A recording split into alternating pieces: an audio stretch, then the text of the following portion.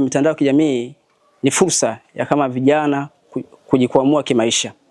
Ila kuna baadhi yetu vijana wamekuwa wakitumia mitandao vibaya ya kijamii kwa niaba ya kuweka uchochezi, kwa niaba ya kuvunja amani ya nchi yetu.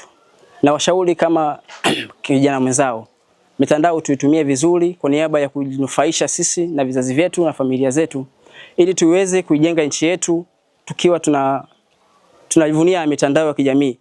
Mitandao ya kijamii sio sababu ya kuivunja amani ya nchi yetu, au tusitumie kauli mbaya, tusitumie kauli za uchochezi kwa niaba ya kumchafua mtu au kumziaki mtu kupitia mitandao. Na penda kuwashauri vijana wenzangu ambao wanajiandaa kwa niaba ya kuandamana tarehe 7 mwezi wa 7. Na wasii kwamba waache kuandamana, kwa sababu wanapoandamana wanaleta athari kubwa kwa nchi, kwa jamii, kwa wakazi na kwa taifa kwa ujumla.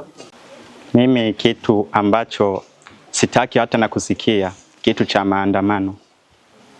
Maana maandamano hayaleti chochote, hayana faida hata kidogo. Mimi nashauri vijana wenzangu tuwe na muungano, tupambanie amani ya nchi yetu. Hata kama mnaona kitu ambacho hakiendi vizuri, sio sawa kusema kwamba tupitie kwenye njia ya maandamano. Njia nzuri ambayo mimi naona ni njia ya uchaguzi. Maana huwezi kutafuta kitu kusema kwamba ngoja nitumie nguvu, nitumie njia ambayo sio sahihi. Hapo ni kujichanganya. Kitu ambacho natolea mfano ni kimoja tu. Mvua inanyesha kila siku, lakini haiwezi kufika kila sehemu.